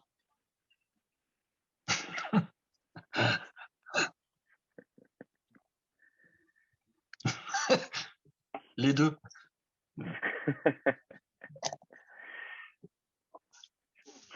J'adore. Alors, pourquoi en effet il y a un piège? En effet, je vais vous parler de sophrologie et d'intelligence collective, en tout cas de performance collective. Donc forcément, il y avait un piège. Oui, la sophrologie n'est pas qu'individuelle.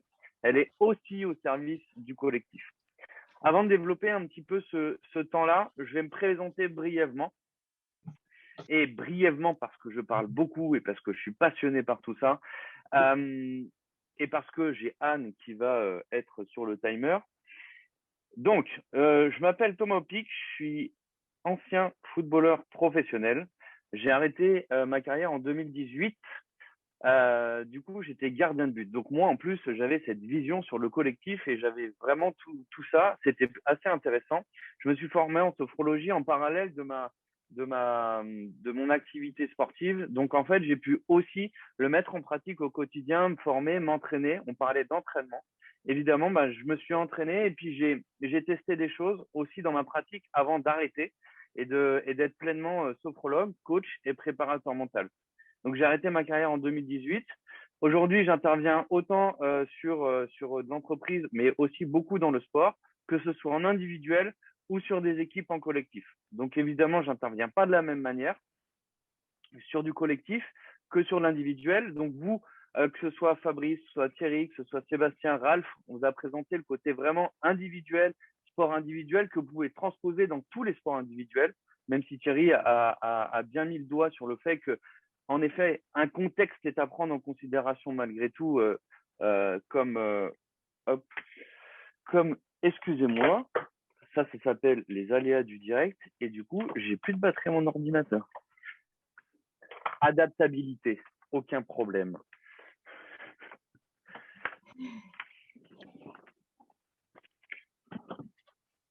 Je reprends. Du coup, en effet, comme je disais, il y a un contexte à prendre en considération. Et là, je fais le lien avec le collectif, parce que le collectif fait partie de l'environnement. Je vais juste faire un aparté par rapport à une intro, en tout cas par rapport à ce collectif et par rapport à ces échanges qu'il peut y avoir entre moi et les autres. En effet, on peut parler de contagion émotionnelle. Vous avez vu, j'ai rigolé par rapport à mon aléa, et bien vous avez souri aussi. Je vous ai contaminé. Donc, tout dépend en fait où je porte votre attention. Et ça, c'est une question aussi énormément sophrologique puisque j'ai une intention. J'ai une intention qui fait que je transmets cette intention. Et du coup, il y a cette contagion émotionnelle qui est liée aussi à l'être humain, au cerveau, puisqu'on est beaucoup dans l'imitation. Vous voyez très bien que, imaginez-vous, projetez-vous dans le métro, tout le monde fait la tête, et ben moi aussi, je vais faire la tête. Et ben, s'il y avait quelqu'un qui commençait à rire aux éclats, et vous avez peut-être vu cette vidéo virale sur les réseaux sociaux, et ben, tout le monde va rire aux éclats. Et tout simplement, je touche les sens, mais je touche le corps surtout. C'est-à-dire que par imitation, en fait, mes muscles zygomatiques vont s'activer parce que l'autre rigole et du coup, mon cerveau va comprendre qu'en fait, c'est un moment sympa. Et donc, c'est dans ce sens-là aussi. Comme on disait tout à l'heure qu'il n'y a pas de dualité entre le corps et l'esprit, c'est-à-dire que le corps peut aussi avoir un impact sur mon cerveau. OK ? Et donc, forcément, moi, mon corps, peut avoir un impact sur votre cerveau et donc sur votre corps. D'où l'intérêt de la sophrologie aussi dans la performance collective. Je vous donne une autre étude qui m'a marqué sur des cyclistes. Alors vous allez me dire cyclistes, rien à voir avec le collectif. Oui, mais je vais vous parler de l'environnement. Ils ont posé 2 groupes de cyclistes dans 2 pièces différentes avec la même performance à faire. Il y a un groupe de cyclistes où ils avaient plein d'écrans avec des sourires et des gens heureux, en tout cas qui rigolaient, qui étaient dans l'action et qui souriaient dans leur environnement. Un autre groupe, dans une autre pièce, où là, il n'y avait pas d'écran, rien. On leur a demandé la même performance et la même épreuve. Résultat à la fin, on leur a demandé leur perception de la difficulté de l'effort. Les 2 groupes, identiques. Perception de la difficulté de l'effort, la même. Par contre, sur le groupe avec les écrans, avec des sourires et des personnes qui étaient dans le dynamisme, dans l'activité, etc., 16% de performance en plus. Comme quoi, l'environnement et les autres peuvent aussi avoir un réel impact sur notre performance, sur notre physiologie, sur notre corps. 16% de performance en plus. Tout ça pour dire quoi ? Que l'intelligence collective, la performance collective, c'est aussi stimuler l'échange, c'est stimuler le partage, c'est mutualiser. J'ai repris la définition d'intelligence collective pour la lier après avec la sophrologie. L'intelligence collective, ça désigne la capacité d'une communauté à faire converger intelligence, connaissance pour avancer vers un but commun. Ok, quand on sait ça, on en définit simplement la chose, c'est qu'elle résulte de la qualité des interactions entre les membres. La qualité des interactions entre les membres. Il y a une étude sur le basket américain qui a été très intéressante là-dessus, sur une équipe de basket universitaire. Ils sont aperçus que celle qui avait gagné le championnat et qui était la plus régulière et qui avait du début jusqu'à la fin été dans la performance, c'était l'équipe qui avait le plus d'interactions physiques, corporelles, non pas verbales, corporelles. Des checks, des serrages de bras, on est en plus dans la bonne période. On est voilà simplement sur ça, que des interactions corporelles. Vous allez me dire, il gagnait, donc évidemment, il y avait des interactions. Non, dans le basket, il y a beaucoup d'interactions. Cette équipe-là, qui a gagné le championnat, c'est celle qui avait le plus d'interactions corporelles. Quand on sait ça, on revient sur la définition de la conscience dans la sophrologie. C'est quoi? C'est un processus qui unit un sujet à un objet. Quand on sait ça, ben on s'aperçoit que si moi, ma conscience, mon intention est portée sur l'autre, donc l'objet d'attention, eh ben j'ai un mouvement vers lui, j'ai une intentionnalité vers cette personne-là, non verbale, non mentale, juste corporelle, avec mes sens. Et du coup, j'ai une conscience intentionnelle de l'échange avec l'autre, ce qui crée une interaction entre les membres et ce qui favorise la performance. il y a des limites, évidemment, à tout ça. C'est-à-dire que les limites dans un groupe, c'est quoi? On a les limites, on a le conformisme social, où en effet, je vais être tellement dans l'imitation que je vais oublier ce que je suis, donc je vais faire comme l'autre fait. Il y a l'absence de diversité, et ça, c'est un danger aussi dans un groupe, puisqu'ils font tous pareil. Il y a l'absence de procédure et l'autocensure individuelle. Donc, quand je dis ça, la sophrologie, est-ce que c'est qu'individuel? Eh bien, en fait, déjà, c'est s'intéresser à la place de l'individu dans le groupe. Chacun va avoir besoin de se sentir appartenir à ce groupe. D'où des séances de sophrologie en groupe, où en effet, chacun va avoir un temps. On accorde un temps à chaque individu au sein de ce groupe, un temps personnel. Il va incarner ses sensations et ensuite, il va pouvoir les partager. Et là, on est clairement aussi dans la compréhension de l'autre. Si je comprends les sensations de l'autre, je sais que je peux aussi les utiliser. Chacun va se sentir appartenir au groupe, chacun va avoir un temps. Chacun va avoir un temps dans ce groupe et donc un rôle. On va utiliser et développer les ressources de chacun, personnelles, les expériences de chacun aussi. Ça permet de verbaliser des choses. Ça permet de valoriser les compétences de chacun et de se dire « Ah tiens, je ne savais pas que tu savais aussi très bien faire ça ». Et donc forcément, il y a un partage de confiance. On a une confiance au groupe parce qu'en plus, on a favorisé ce moment pour chacun. Et là, on a des qualités d'interaction qui sont beaucoup plus efficientes et donc on arrive à une performance collective beaucoup plus efficiente.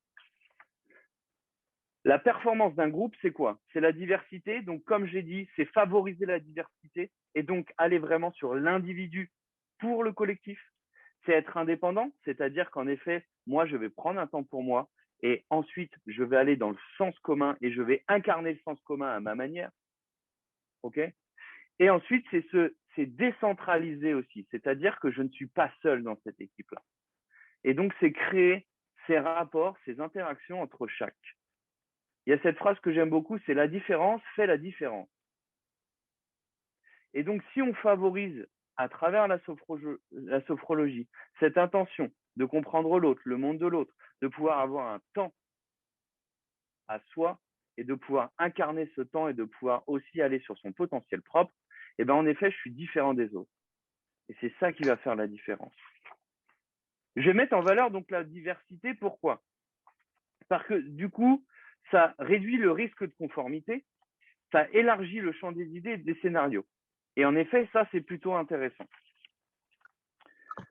Enfin, notre mental nous empêche clairement de porter notre attention sur les forces d'inertie que nous manifestons dans la vie organisationnelle. Ça remet en question la capacité à s'impliquer, à s'engager dans un collectif. C'est la raison pour laquelle il faut appréhender quoi? On parlait d'environnement tout à l'heure. C'est d'appréhender la complexité de l'environnement. On parlait d'inconnu, c'est de prendre en considération cet inconnu. Le nouveau, c'est l'improbable. La force, en fait, d'un collectif, c'est d'être capable de décider dans cette incertitude. Qui plus est, dans un collectif grand, comme moi dans lequel j'étais, avec 11 individus, plus 11 individus adverses. Et 22 individus, ça fait beaucoup d'incertitudes. Donc, je ne peux pas anticiper tout le reste. Donc, c'est toujours, encore une fois, la sophrologie avec cette adaptabilité qui va faire qu'à un moment donné, je vais pouvoir être adaptable dans l'instant présent et de ne pas être dans le mental en disant « Tiens, je vais analyser ça, ça, ça, je n'ai pas le temps ». Donc, c'est prendre en considération le système complexe. Et comprendre ce système complexe, c'est prendre ensemble. Et donc, faire des sophrologies de groupe, c'est aussi prendre cet ensemble, comprendre cet ensemble, en éveillant les sens, puisqu'en fait, je vais comprendre non pas par mon mental, mais je vais comprendre par mes sens. Je vais visualiser les uns les autres. Je vais ressentir les uns les autres. Je vais voir leur posture. Je vais écouter aussi leur manière de respirer, leur manière d'être, leur manière de parler, etc. Et en fait, c'est ce qu'on va développer comme l'intelligence émotionnelle. Et c'est ça qui va faire qu'à un moment donné, on ne va pas créer la performance collective et le lien collectif quand on est sur le terrain par notre mental, en essayant de communiquer avec des mots, mais simplement en essayant simplement d'éveiller nos sens pour capter la moindre petite information, comme si nos sens étaient décuplés. Et c'est à ce moment-là qu'on est dans l'instant présent et qu'on est simplement dans l'adaptabilité. Il te reste Aujourd'hui, beaucoup de temps, Thomas. Aujourd'hui, dans le collectif et dans beaucoup d'équipes collectives, on règle les, entre guillemets, parce que c'était beaucoup ça, allez, faut qu'on parle, on va régler les problèmes, on se met dans une salle et on communique. Ouais, très bien. On a mis plein de choses sur la table.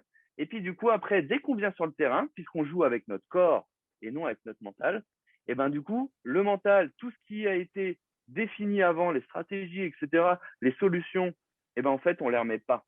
Parce qu'on les a pas vécues aussi, on les a pas incarnées. D'où l'intérêt de la sophrologie pour la performance collective. C'est certes établir des solutions et des stratégies avec notre mental, mais ensuite de pouvoir tous les incarner de manière individuelle pour ensuite tout mettre dans cet environnement complexe qu'est notre équipe.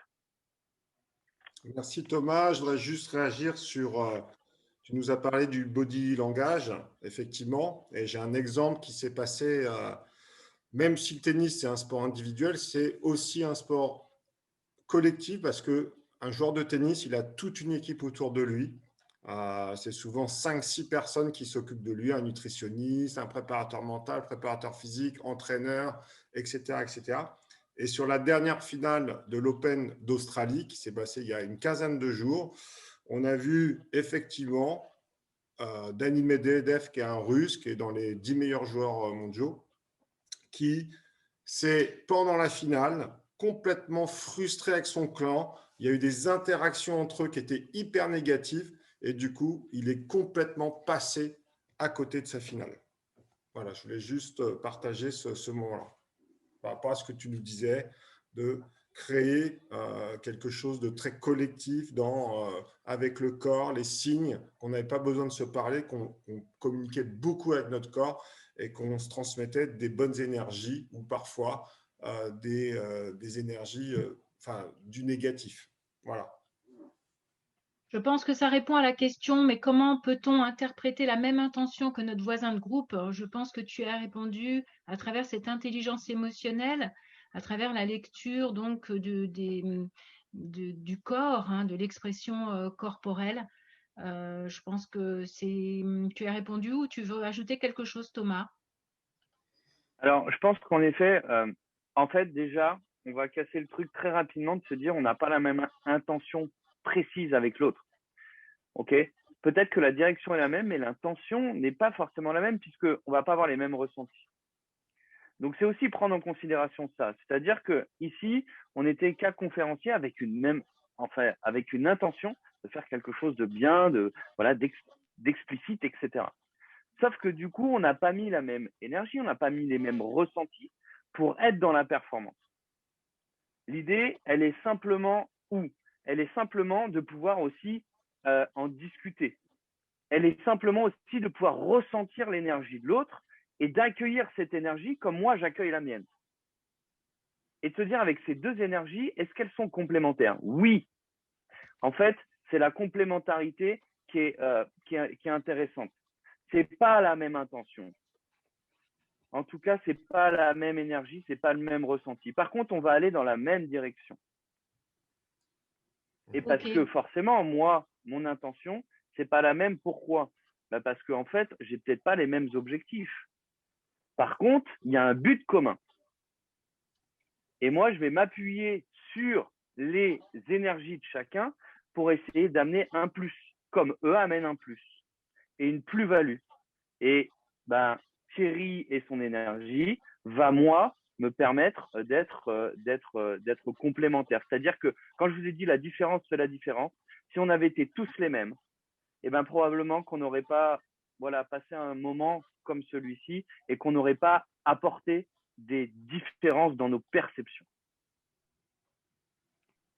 Merci Thomas, tu es dans l'instant présent puisque tu adaptes en fonction de, de ce que tu vis. Donc tu es vraiment dans le phénomène, hein, tu fais alliance avec le phénomène. Merci pour tout. On a encore quelques questions pour terminer juste avec le QR code. Hein. Donc pour conclure, on sait que la performance d'un joueur va dépendre essentiellement de sa capacité à gérer son mental, sa concentration, à réguler ses émotions, mais qu'il doit pour cela s'y entraîner. On parle de performance sportive, mais on sait aussi que dans l'entreprise, dans la vie, un conférencier doit aussi, lui, se préparer. C'est aussi ce que chacun a pu faire et on utilise toujours les outils de la sophrologie.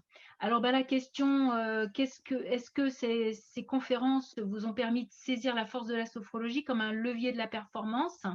Hein, voilà, est-ce que… Alors, sophrologie, une méthode individuelle, non, ça c'est le piège. Est-ce que ces conférences vous ont permis de saisir la force de la sophrologie, donc comme levier de la performance, qu'elle soit sportive, mais aussi dans la vie de tous les jours?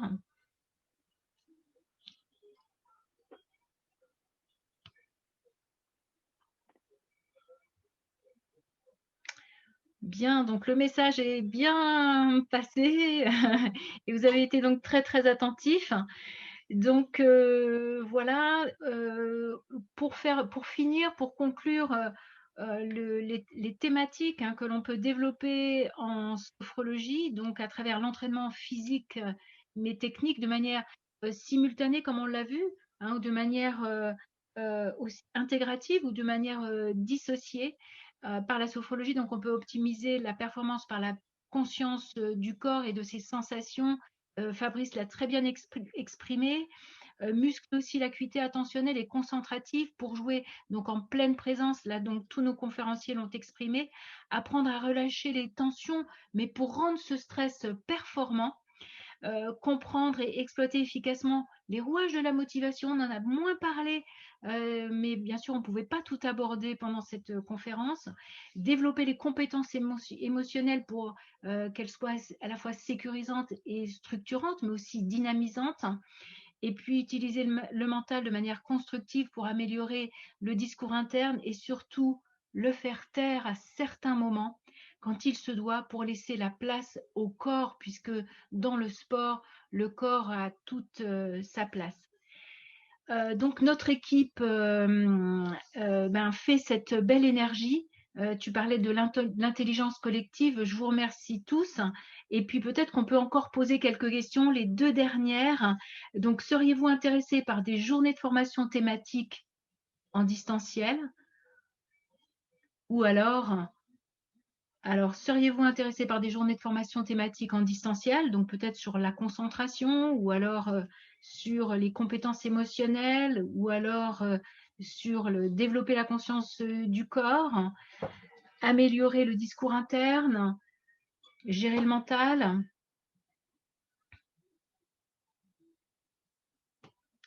Voilà, donc en distanciel, ou alors aussi en présentiel. Mais aujourd'hui, on s'adapte parce qu'effectivement, vivement qu'on puisse se voir. Merci Thomas.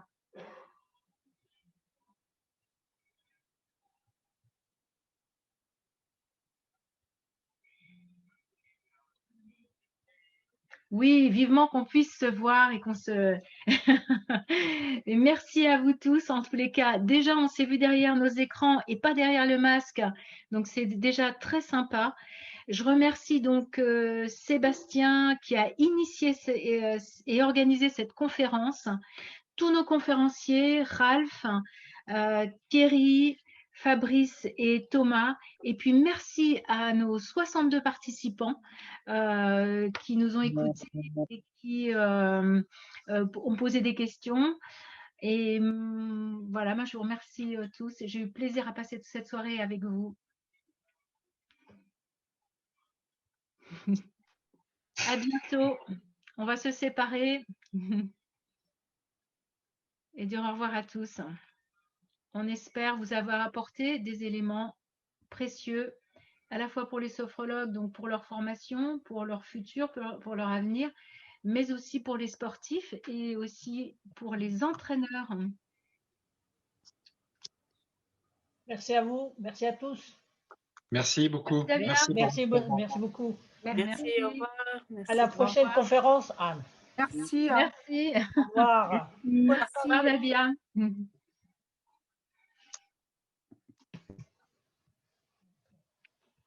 Eh bien, je vous remercie tous les combien? Tous les 5, hein.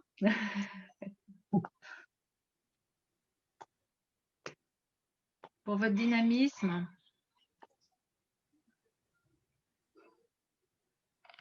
Belle complémentarité.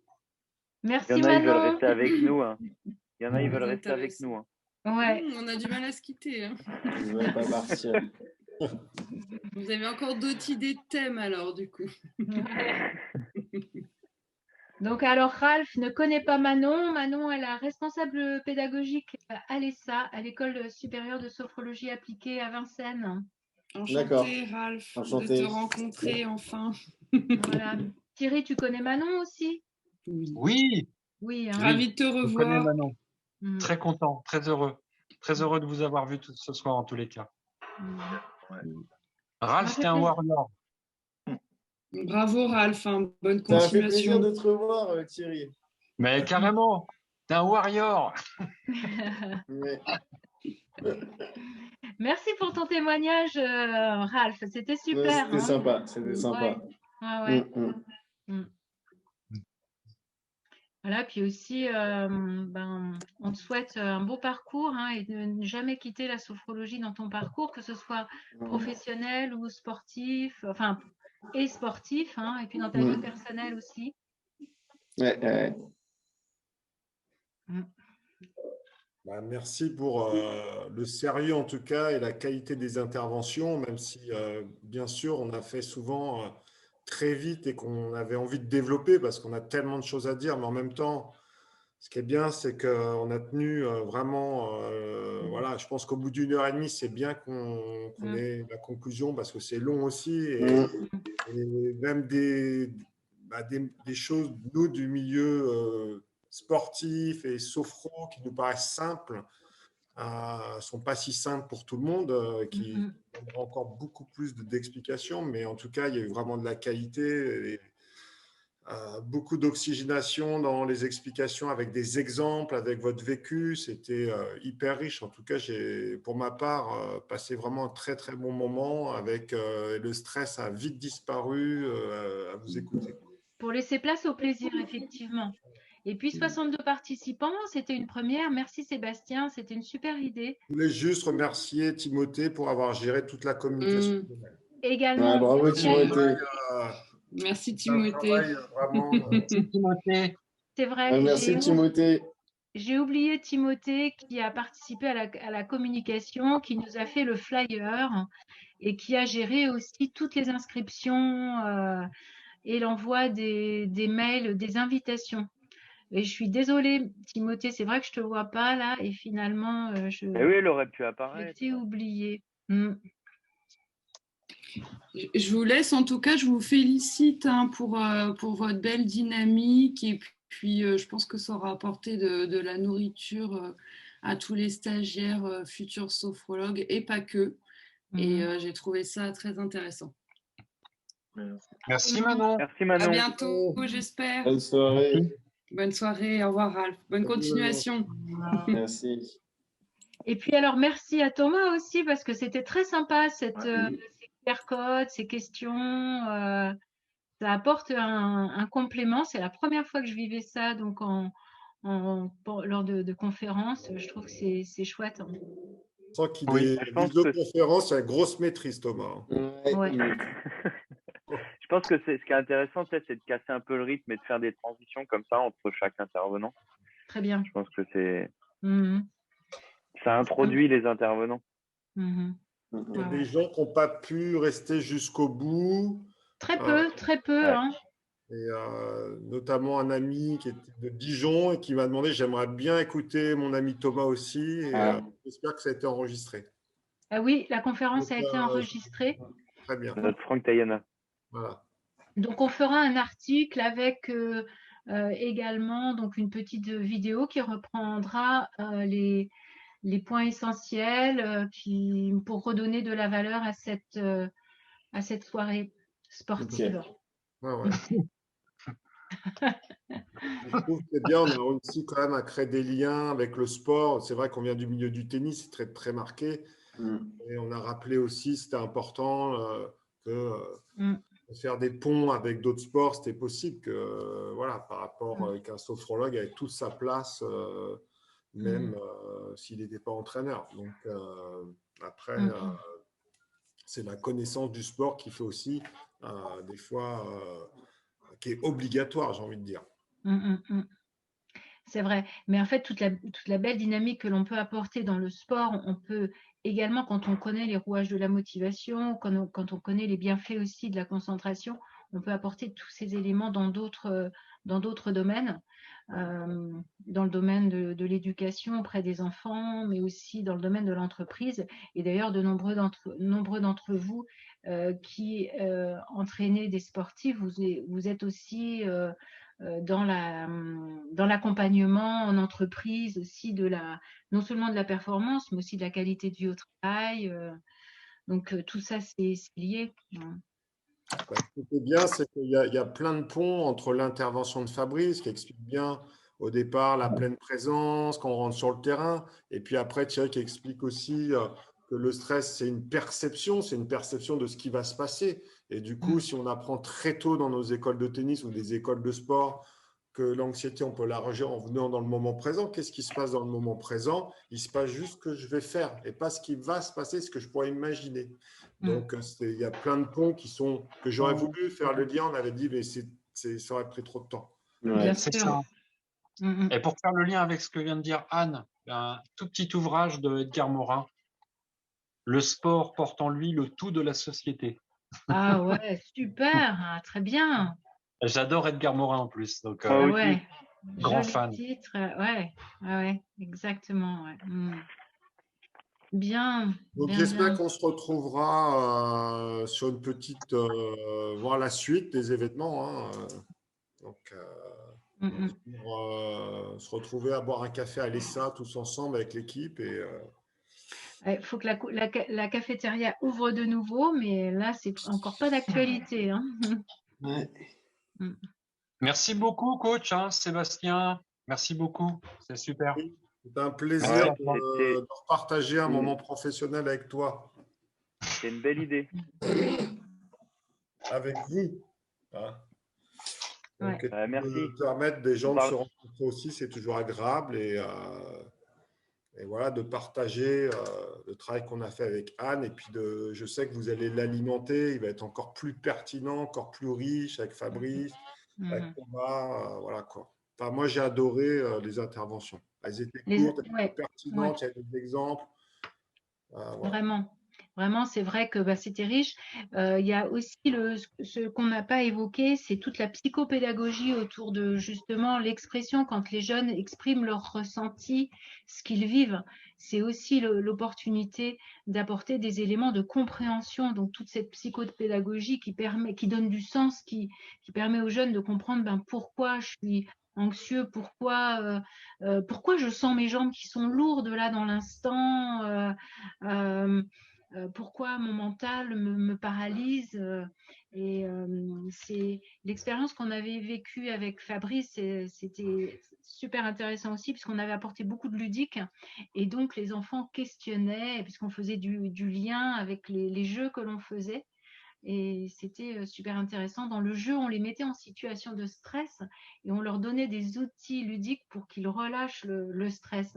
Donc, ils exprimaient leur stress et ensuite, on leur donnait des outils ludiques. Donc, c'était vraiment un bon moyen d'apporter à travers le jeu donc des éléments de psychopédagogie qui leur donnent des outils pour la vie finalement. Hein, donc, c'est ça. D'ailleurs, ça a été abordé. Il y a eu cette question-là qui était de dire mais comment on fait quand finalement quelqu'un s'exprime peu? Et en fait, le problème, on le sait bien encore une fois dans la façon d'entraîner pendant des années, c'est que c'est très vertical pendant des années.